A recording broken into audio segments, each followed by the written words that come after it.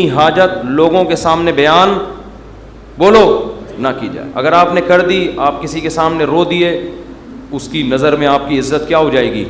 کم. مت رو, اپنے آنسو چھپاؤ لوگوں کے سامنے. ہمارے حضرت فرمایا کرتے تھے اپنی بیماریاں بھی چھپاؤ. کوئی بیماری ہے کس کے بیان کرو, بولو.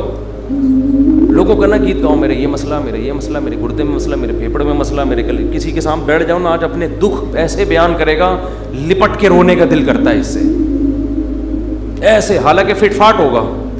میرے ساتھ یہ مسئلہ, میرے ساتھ یہ مسئلہ, میرے ساتھ یہ مسئلہ. ابے بھائی تیرے ساتھ کوئی اچھا کام بھی قدرت نے کیا ہے؟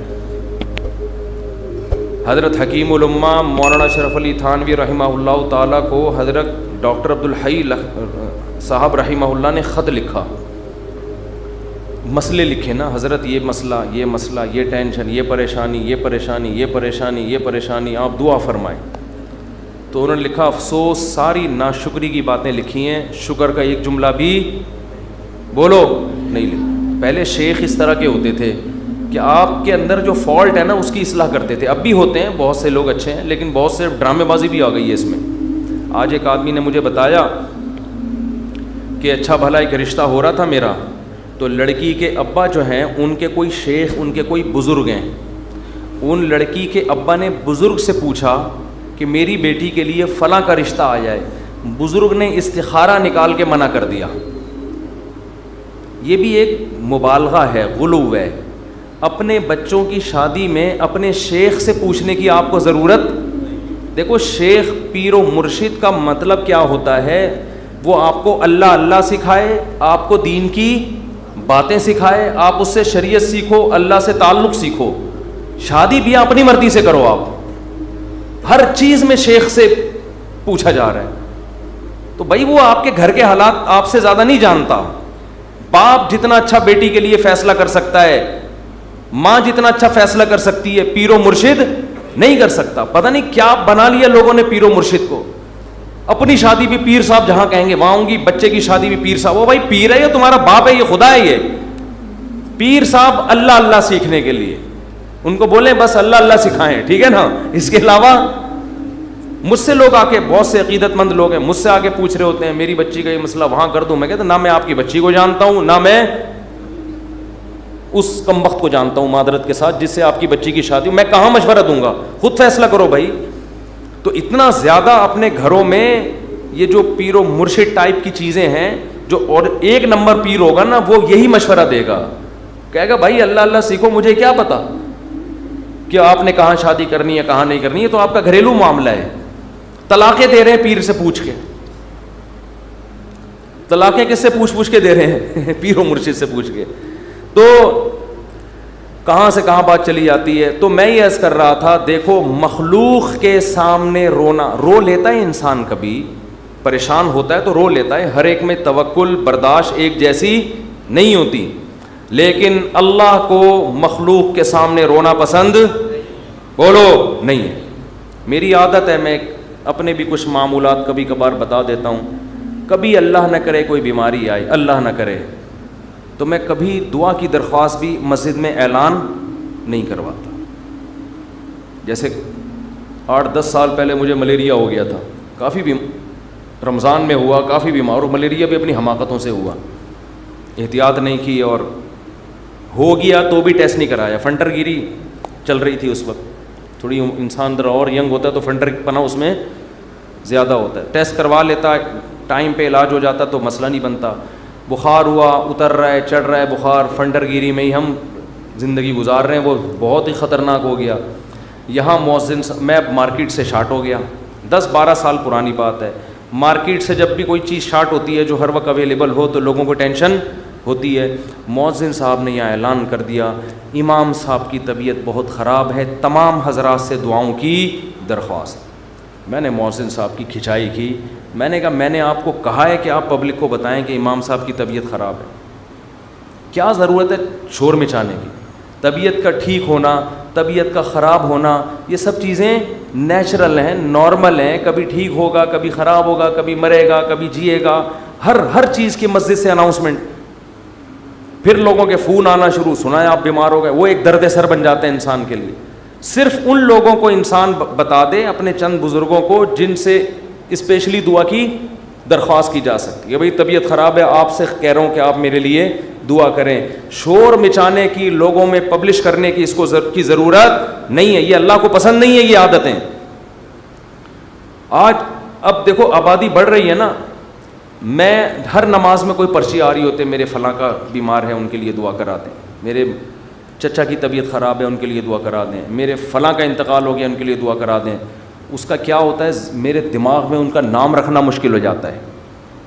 نام رکھنا کیا ہو گیا, الحمدللہ اللہ کا گلے کا توخ, ایک توخ ختم ہو گیا. تو ایک دن ایسا ہوا, فجر کے بعد پرچی, ظہر کے بعد پرچی. اب میں پوری نماز میں بندے کا نام دماغ میں رکھا ہوا ہے کہ وسیم سجاد جو حلیم کی دیگ والے ہیں ان کی طبیعت سیٹنگ چل رہی, نماز کے بعد دعا کرانی, کیونکہ نہیں کرو پھر لوگ ناراض ہوتے ہیں. آپ کو بولا تھا ان کے لیے دعا کراؤ. یا تو پرچی وہاں لے جا کے رکھ دیں نا, زبانی میں اور ٹینشن.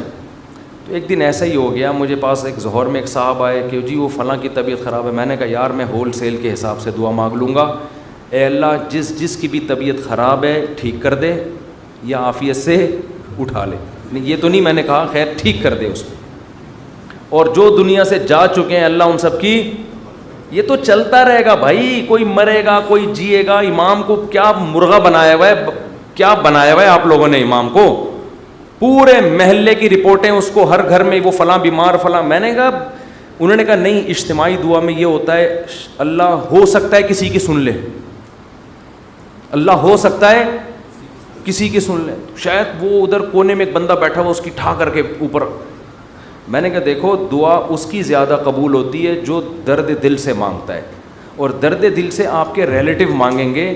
کسی کو کیا پتا کہ سجاد حلیم والا کون ہے, وسیم کباڑ والا کون ہے, سلیم گولے گنڈے والا کون ہے, اور شریف پنچر والا کون ہے, کسی کو کیا پتا یار.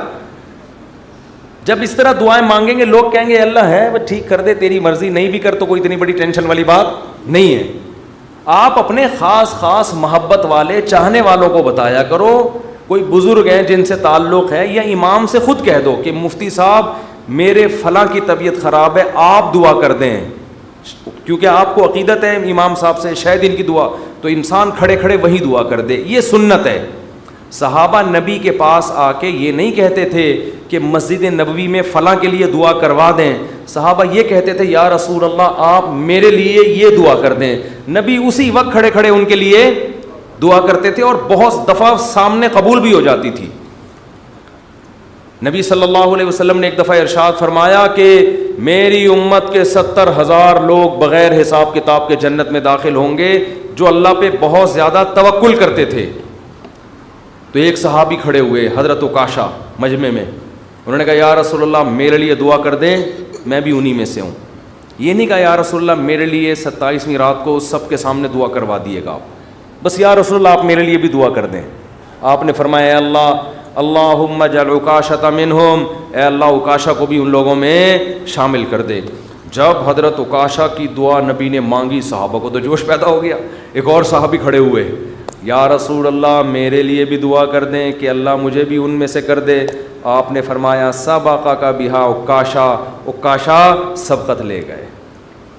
کیا مطلب, حدیث کا مفہوم کیا ہے کہ اللہ نے یہ فضیلت اس کے لیے رکھی تھی جو اس فضیلت پہ بہت زیادہ حریص ہو, اور یہ حرص عکاشہ میں ہے کیونکہ انہوں نے کسی اور کے کھڑے ہونے کا انتظار نہیں. یہ بذریعہ وہی نبی کو پتہ چلا نا کہ یہ اللہ اسی کے لیے قبول کرے گا جو پہلے نمبر پہ کھڑا ہو کے دعا مانگے گا, دوسروں کے لیے آپشن نہیں ہے. تو نبی سے تو ڈائریکٹ درخواستیں کی گئی ہیں. اس طرح علماء سے کہنا چاہیے کہ حضرت میرے فلاں کا مسئلہ ہے, یہ دعا کرا دیں, یہ کر دیں آپ دعا, تو یہ ٹھیک ہے. لیکن اجتماعی پرچیاں دے دے کے دعائیں کبھی کبھار ٹھیک ہے, اس کا معمول بنانا ٹھیک نہیں ہے. اپنے غم کو کس کے سامنے بیان کریں, اللہ کے سامنے. اس کو پبلش کرنا آج فلاں کے ساتھ یہ مسئلہ مجھے اچھا نہیں لگتا, کبھی ذرا سی طبیعت خراب ہوئی, وہ ملیریا ہو گیا تھا, تو یہاں پھر دعائیں شروع, مفتی صاحب بیمار, مفتی صاحب بھائی اللہ کے سامنے بیان کرو, کیوں پبلک, پھر تبلیغ ترس کھا رہی ہے. اچھا نہیں لگتا کہ کوئی آپ پہ آ کے ترس کھائے, بیچارہ کہے آپ کو.